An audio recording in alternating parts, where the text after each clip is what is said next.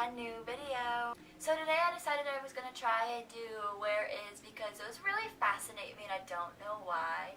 But we're gonna try it. I did some research on a girl that ended up disappearing in 2000. Her name was Asia Degree.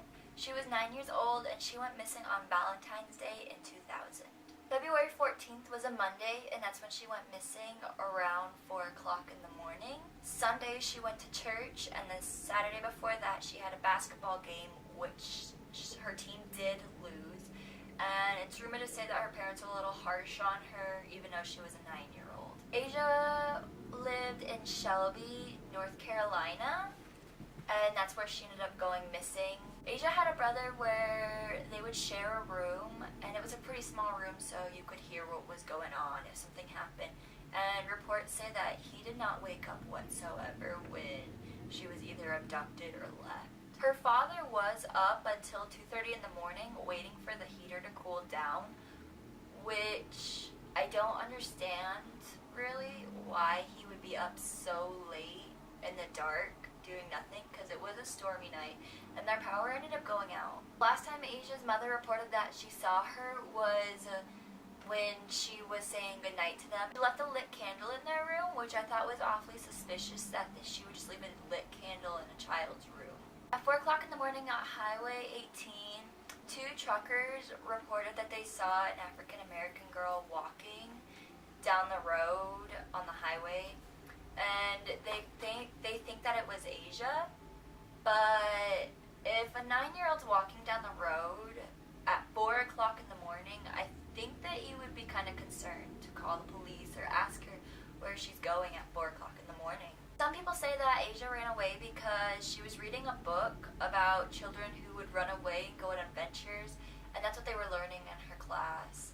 But it just seems awfully suspicious that a 9-year-old would run away when she's scared of the dark and she's terrified of dogs. 3 days after Asia went missing, they saw a barn just right down the road, about a mile away, and they found 3 things. They found her marker, her pencil, and some barrette bows in the shed, at the front doorway of the shed. About a year and a half later, they found her backpack with some clothes in it, buried in 2 different trash bags. If somebody's gonna abduct somebody, they're not gonna take the time to bury their bag. So I think that's kind of weird and kind of suspicious. Some people believe that they saw Asia get into a dark green 1973 car, which could either be a Lincoln Mark IV or a Ford Thunderbird, and people have claimed that they saw rust on the wheels. That's where people have claimed they last saw Asia. So I'm going to talk about a little bit of her dad and stuff like that, because his role in this all seems a little fishy to me, and I've read some people's intake on it and they also believe that he seems a little suspicious. At 2:30 in the morning, he decided to go check on his children. It seemed like Asia was screaming or anything because her brother would have reported that he woke up, because when you're a kid sharing a room with another child, you're going to scream when you hear something, or you're going to wake up when you see your sister being abducted. And again, Asia was completely terrified of the dark, and I believe that's why her mom left the candle in the windowsill for them. So if she's going to get out of bed and wander around and about, obviously she's going to go with somebody she trusts if she's terrified of the dark.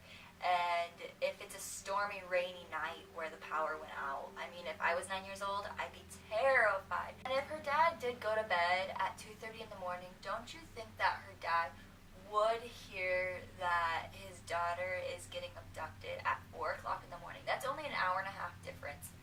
So I think that's a little weird. Another thing I read is some people believe that she was just super upset about her basketball game, losing her basketball game, and that she was going out to practice basketball, or her coach told her to meet her at 4 o'clock in the morning at a local basketball court.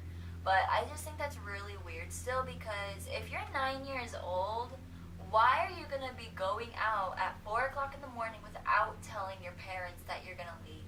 So I don't believe that the truckers saw Asia. I thought they saw somebody who might have looked like her, because they reported that she looked like she was a teenager and adult. And if you see a 9-year-old compared to an adult, obviously they don't look the same age. Obviously she was not like 5 foot when she was 9, so I don't think that they saw the correct girl.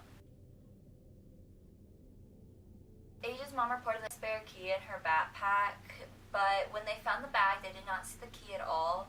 So her just getting up in the middle of the night, unlocking the door, and then relocking it with her key just doesn't seem right if they didn't see the key whatsoever in her bag.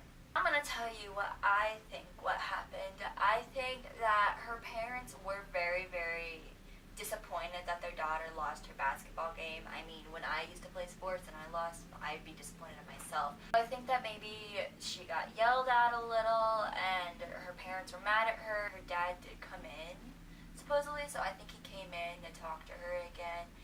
And I think that he might have lured her out, or they might have accidentally murdered her without meaning to. And they ended up trying to hide it, saying that it was a kidnapping and stuff, trying to place evidence everywhere, because after they found the bag that was buried a year and a half later, her dad all of a sudden tried to commit suicide. And then he suddenly got into a head-on accident right after as well.